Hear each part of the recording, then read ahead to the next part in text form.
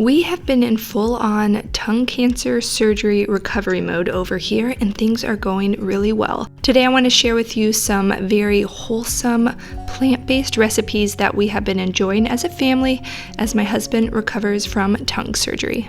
Those of you just discovering my channel might be a little bit behind on what's been going on in my family, but to catch you up quickly, we discovered that my husband had tongue cancer about a month and a half ago, and of course quickly he had surgery to remove about a third of his tongue.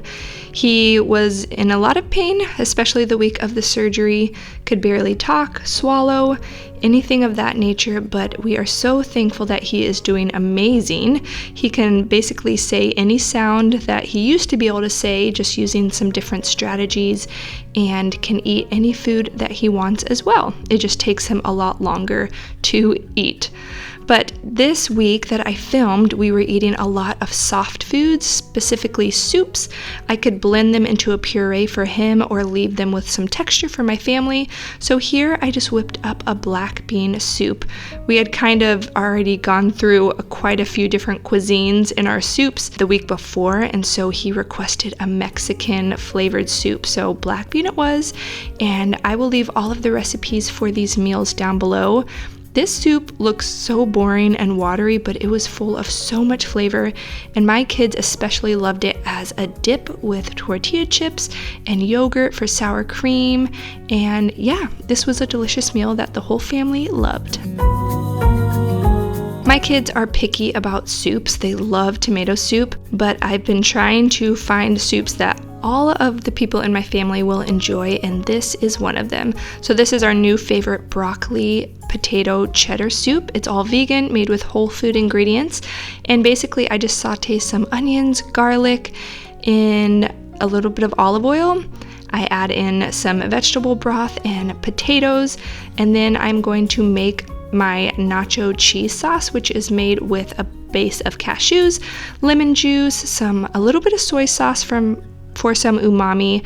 I've got some garlic powder, onion powder, a little bit of turmeric for color, smoked paprika for that smoky, cheesy flavor, and you just blend this up with some water and it becomes a really rich nacho flavored sauce. We usually use this for burrito bowls or a dip for chips, but today we are going to stir it into this broccoli potato soup. So I let the potatoes cook for about 10 minutes before I add a huge head of broccoli.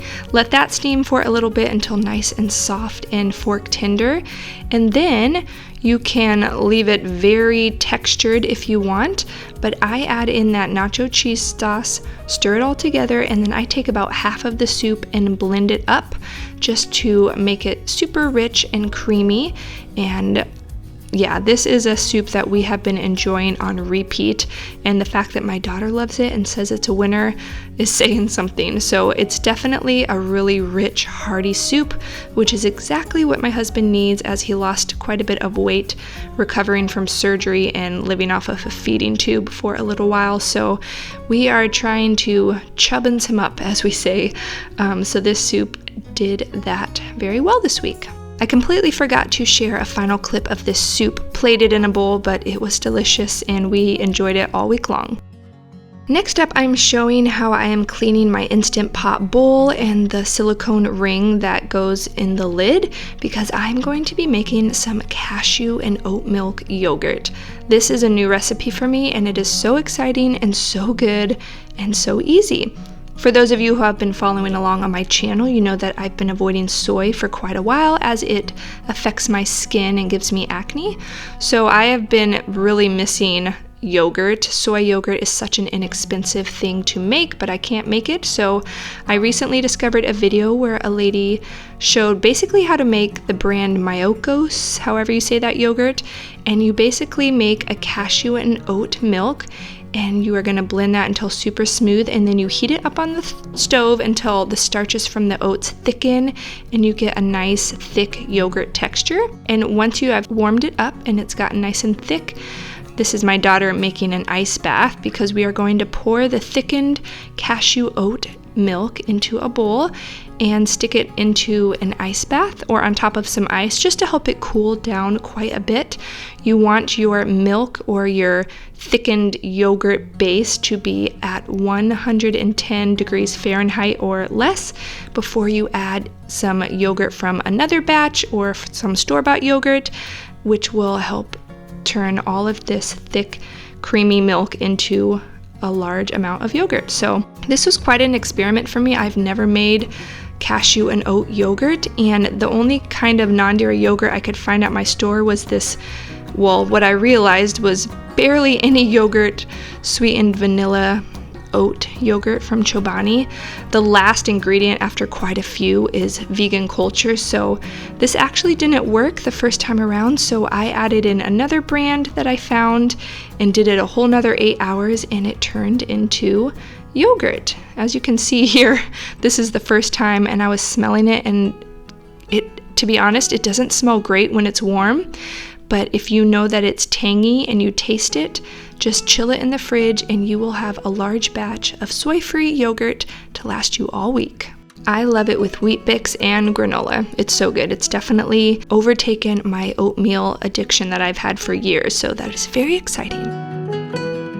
Here I am showing you how I have been making homemade vegetable broth.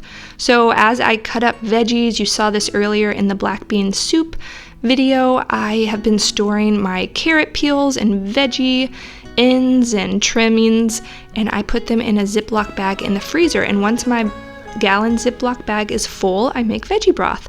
I basically just pour all the scraps into my Instant Pot, add some water, salt, garlic, and let it cook for about 30 minutes on high. So I will show you the result of that bag of veggie broth very soon. Well, here you go. I realized later we had purple carrots, hence the color, and I made the mistake of adding in some very bitter carrot peels, and it kind of ruined the whole batch. So I kind of remember one of my veggie scraps coming from a veggie that was a little bit bitter, and I was debating using it, and I shouldn't have used it because this broth isn't great. But this method works great if you have the right veggies, so keep that in mind.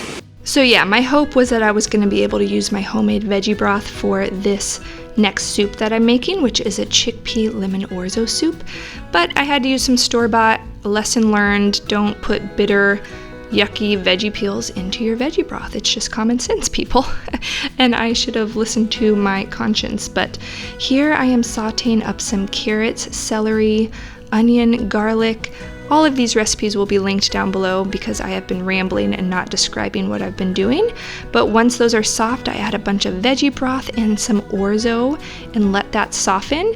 And then I added in some already cooked chickpeas, some frozen spinach for greens because that's what I had on hand, tahini for creaminess, and lemon juice. This was definitely a different for us soup. We love anything lemony, Mediterranean inspired, and so this was another soup that my daughter really enjoyed. So when she will eat soup with us, that is a big win in my book. And I have been struggling to make a good batch of garlic bread forever. I feel like I always burn it, don't add enough of this or that. Usually it's just a last minute thought, oh, this would go good with soup, and I just whip something up. So here I am yet again trying something new, putting a little bit more effort with fresh garlic into our garlic bread. I put some oil, nutritional yeast, herbs, salt, and I believe that's all, garlic powder, into a bowl and spread that onto some homemade sourdough and toasted that in the oven, and it was delicious. I definitely still need to learn how to make better garlic bread, but this was a really hearty soup that the whole family, except for my son, he really didn't like it. He is not as big of a lemon soup fan, so he definitely ate his bread and enjoyed that, and the rest of us loved this lemon orzo soup. Next up, I am making a one-pot vegan mushroom stroganoff. We are trying to eat lots of mushrooms here. You can do whatever research you want, but mushrooms are really good cancer-fighting food. So I have been making this one-pot mushroom stroganoff for a long time now. It's from Caitlin's blog at From My Bowl, and it's really simple. We used some whole grain penne. You cook the pasta in vegetable broth with the mushrooms, And once it's thickened, you add in some nooch, and the secret ingredient to make it nice and creamy is to add in cashew butter.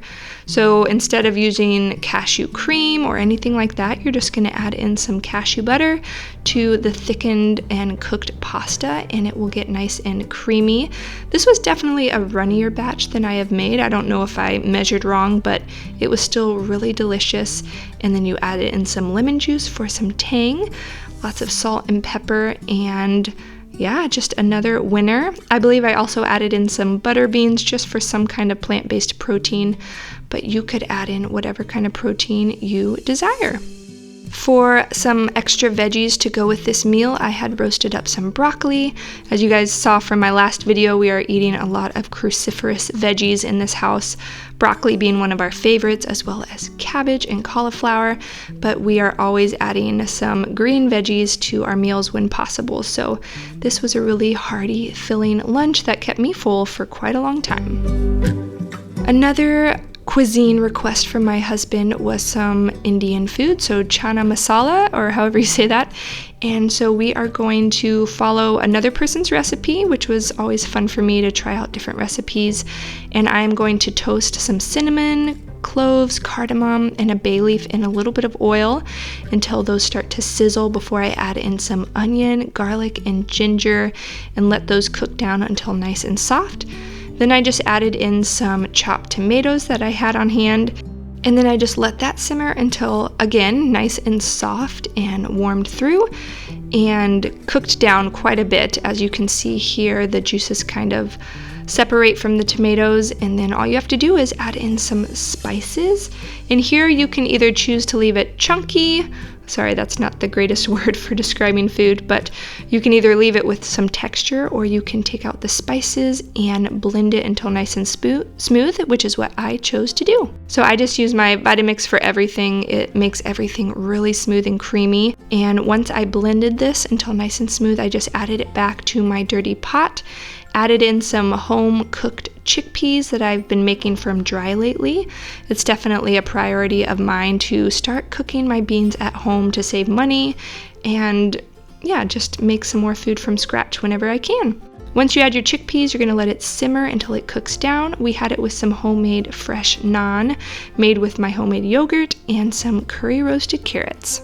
I hope you guys enjoyed hanging out with me today. I definitely didn't plan this voiceover, so it was a very raw and real and unscripted voiceover. But I want to remind you before you go that I have a new 8-week meal plan that is available now on my website. I've basically taken all of the guesswork, planning, creating of shopping lists off of your plate and done it all for you. And so you can grab that from the link down in the description box. It is available now on my website.